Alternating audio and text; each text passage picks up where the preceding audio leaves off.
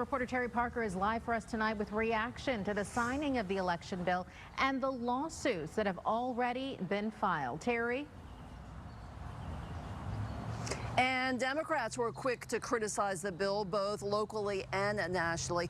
And we also reached out to all of the Republican state lawmakers in our area, as well as our U.S. congressional representatives, to get their reaction.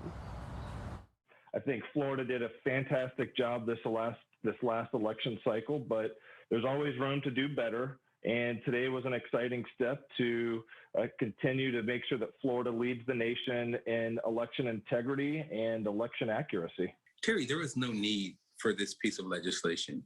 The governor himself and all of my Republican colleagues had indicated that this was one of the smoothest elections in the state of Florida. Disagreement along party lines, too, among national groups. The Republican National Committee saying in a statement, to put it simply, these reforms make it easier to vote and harder to cheat. While protecting the integrity of our elections should be nonpartisan and non-controversial, Democrats are dishonestly peddling lies to weaken our voting process, just as they did in Georgia.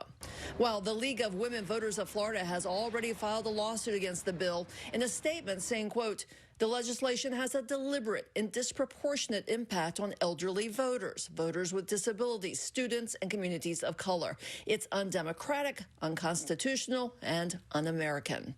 The Black Voters Matter Fund, the Florida Alliance for Retired Americans, and other Florida voter groups joined in on this lawsuit.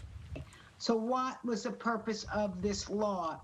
It is to suppress the vote. It's part of a Republican agenda across this country to try to, especially to keep communities of color from voting. While local Trump supporters present at the signing of the bill today praised its passage. Will prevent future generations from having a different idea of how vote should be. All votes should have voter IDs, and it should be limited a number of days that you can vote.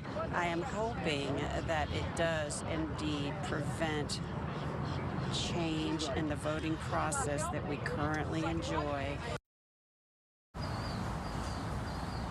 And as you can see, a reaction to this local election reform bill is split fairly evenly along party lines. Terry Parker, WPBF 25 News.